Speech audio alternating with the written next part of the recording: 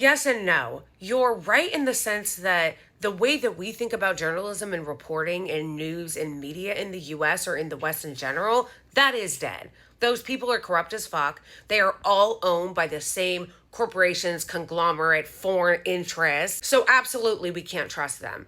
On the other hand, there are some amazing independent journalists, and we need to shift the way that we view journalism and reporting because so much of what has been exposed lately has been done by amazing independent journalists or like regular people, internet sleuths. It was regular people and internet sleuths on Twitter that broke this story. Since then, there have been some great independent journalists who have been doing work on it. And now the State Department has responded. The Department of State is aware that Tom Alexandrovich, an Israeli citizen, was arrested in Las Vegas and given a court date for charges related to soliciting electronically from a minor. He did not claim diplomatic immunity and was released by a state judge pending a court date. Any claims that the U.S. government intervened are false. There's so much about this not adding up. Proud of my internet sleuths and indie journalists for getting this so widely seen that they were forced to respond. But there's so much about this statement that's also not adding up. First of all, if the U.S. federal government wasn't involved with this at all,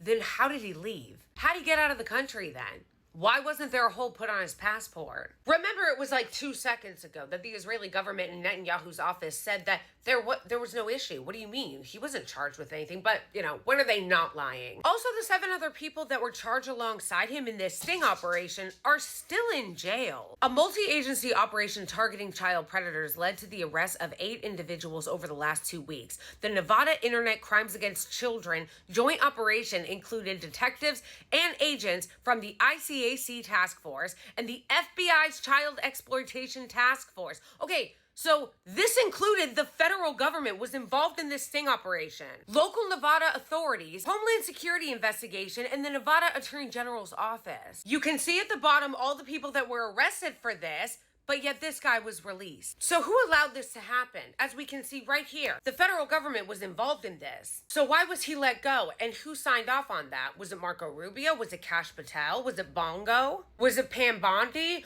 All of you same people who were very, very, very concerned about the Epstein files, only to turn around and say nothing to see here, we're dropping the investigation. This is a pattern now, I see. Covering for is a pattern now, I see. You guys aren't gonna believe who was the judge who allowed this guy to make bail in the first place. Sigal Shatta, the U.S. Attorney for the District of Nevada. She was the judge that signed off on letting him out. Who is this? Oh, look, she's an Israeli-American official. So again, what the hell is going on here? I feel like that there's a lot more explaining that needs to be happening. I think all of us should be demanding answers from our government as to how the hell this was allowed to happen, and some answers from Pam Bondi. And she can't pretend like she doesn't have the time, because here's her making a very strong law and order statement about, sandwich gate. If you touch a law enforcement officer, we will come after you. What about a child?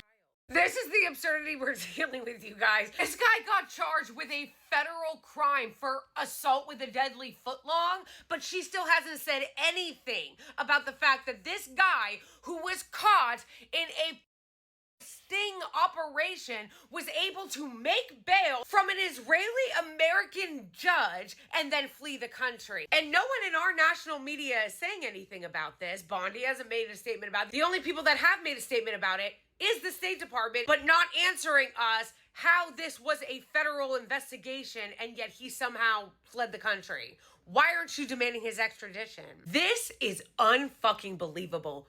Do not let this story go, friends.